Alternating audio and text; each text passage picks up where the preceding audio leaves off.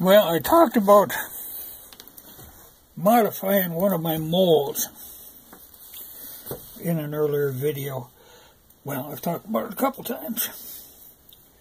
But what I have done is modified the Lee 155 grain 312 mold. Okay, normally it throws a bullet that has the area for the gas check. And what I have done is modified the mold to eliminate that gas check, so I have a plain flat base bullet. You know, I actually drilled it out to a 310 and then using valve grinding compound and then following up with some chrome polish compound, I honed out the area to get a good smooth edge. And what I brought it out, you know, like when you measure a bullet, you know, yeah, these are 312 up here, but down here, you know, 306. Yeah, a little over that. But they're much smaller down here. You know, it's really only running on this short area here. I figure this way I can increase the area that runs on the rifling, not have to worry about gas pushing by on that part. You know, and hopefully now the idea is this part will follow just right on top of the rifling, which it actually does anyway. This part, instead of just a short area here, this whole part here will engage the rifling. Now, I thought this would increase the weight of the bullet, and it does slightly. I think these are 163. Well, but compared to with the gas check, it's very little different. Yeah, 163.3, and with the gas check, it's 163.4. You know, so there isn't a lot of difference there.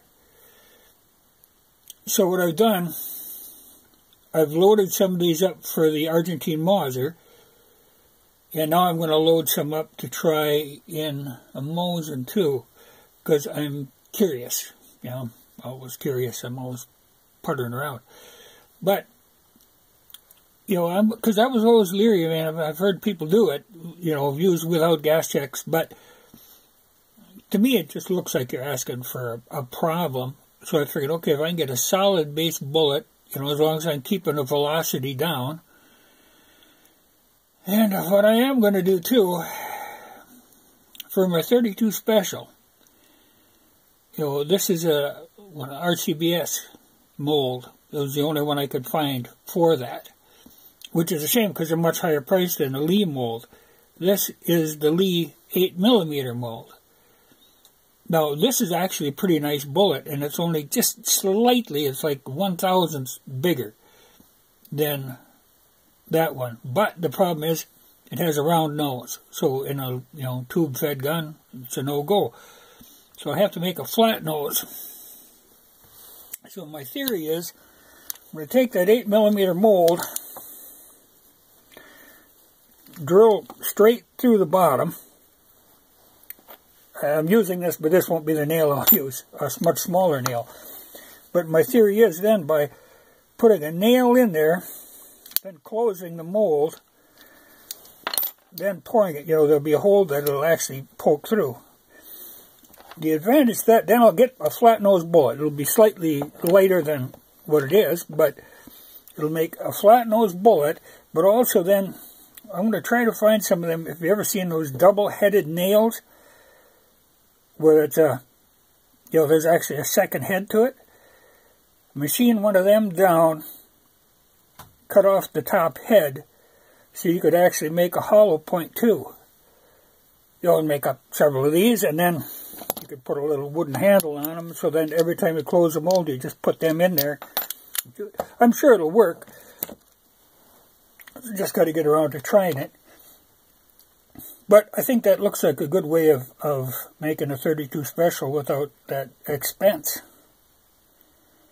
You know what, I'd still run, well, I think I'd still run gas checks on them, but that would be a theory too, that I could cut the gas check area out of that. Well, I'll try the hollow point theory and the flat nose theory, and then I'll think about the gas check theory, because that might be a good way to do it. You know, the whole thing is just saving 3 cents. And a little bit of bother. You know, so if I can get by without it. Especially for, like I said, these low velocity plinking rounds. So that's what I'm going to do now. I'm going to go ahead and load up some for the Mosin. Like I say, I've got 10 loaded for the Mauser. And then this afternoon, if the wind isn't too bad, well, I'm going to go out and shoot them regardless if it's windy or not. But if it's too bad, I won't film. But if the wind isn't bad, I'll do a video on that. And you never know. I mean, maybe they'll work, maybe they won't. But this will end up to be, you know, I've been shooting in that Mauser. I've been shooting these 150 grain Sierras. And I have a good powder load that works good with them, and I'm going to try to transfer that directly to this using 30 grains of 4064. And I'm just going to stick these in there. Now, it'll be too fast and it'll go nuts, but I think it'll be alright. But I've got that 30 grains. These shoot very well, but like I said, I'm trying to get by cheap. So I want to try to use a cast lead bullet without a gas check. Just tinkering. You know, I've got a lot of these, but I'd like to use these.